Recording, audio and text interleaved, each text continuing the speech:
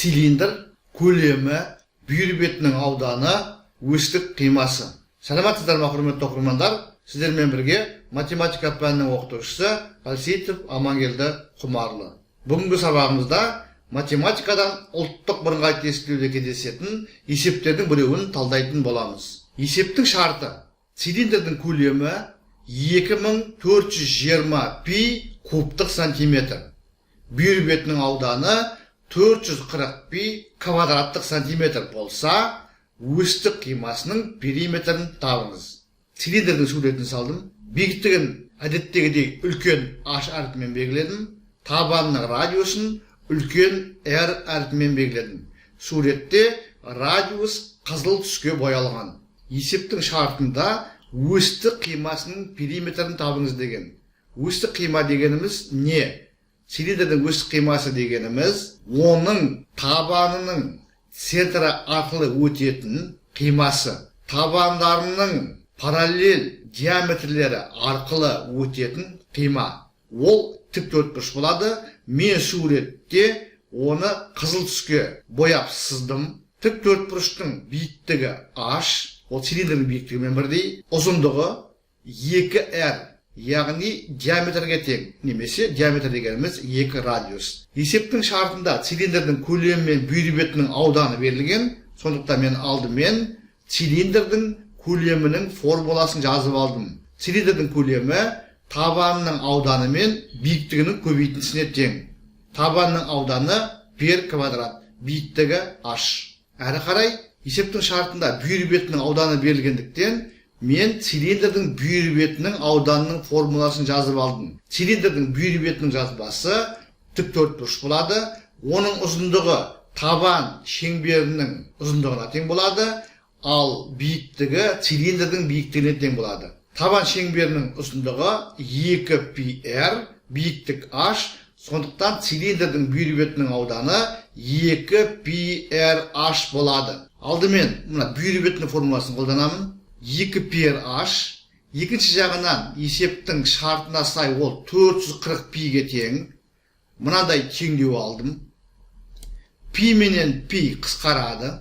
RH-ты табу үшін 440-ты 2-ге бөлемін. Сонда RH тең 220 деген теңдік аламын. Әрі қарай көлемдің формуласын қолданамын. Қараңыздар, сол жағында πr квадрат h бұл цилиндрдің көлемінің формуласы, оң жаққа есептің берілгенін қоямын. 2420 пи. Сонда мен мынандай теңдеу аламын. Пи мен пи қысқарады. R квадратты R көбейтілген R деп алсам, сол жағында R көбейтілген RH болады.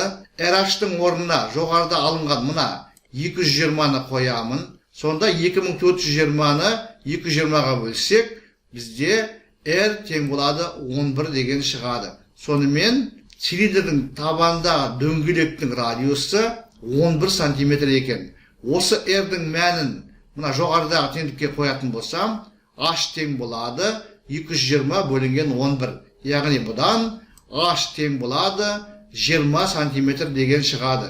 Сонымен біз есептің шарттарын қолданып, және цилиндрдің көлемінің формуласы мен бүйір бетінің ауданының формуласын қолданып, цилиндрдің табанының радиусын және цилиндрдің биіктігін тауып алдық. Цилиндрдің өстік қимасының біреуін міне сызып қойдым, жоғарыда айттым. Бұл кез келген диаметрін жүргізу арқылы бізге өстік қиманы алуға болады. Олардың барлығы өзара тең болады. Бізге ең көрнекі жағдай тікелей көрініп тұр. Тіктөртбұрыш, ұзындығы 2r, биіктігі h. Тіктөртбұрыштың периметрінің формуласын білеміз. Тіктөртбұрыштың периметрі барлық қабырғаларының қосындысы. Бізде 2 ұзындық, 2 биіктік бар. Екеуін қосып, 2-ге көбейтеміз. Сонда біз мынандай формула аламыз. Содан кейін осы формуладағы R мен H-тың орындарына жоғарыда алынған 11 және 20 деген мәндерін қойып есептейміз. 2-ні 11-ге көбейтсек 22, оған 20-ны қоссақ 42, 42-ні 2-ге көбейтсек 84 шығады. Сонымен есептің жауабы берілген цилиндрдің өстік қимасының периметрі 84 сантиметрге тең. Есеп толық шешілді. Қысқаша қайталайық. Цилиндрдің көлемі берілген, бүйір бетінің ауданы берілген, өстік қимасының периметрін табу керек.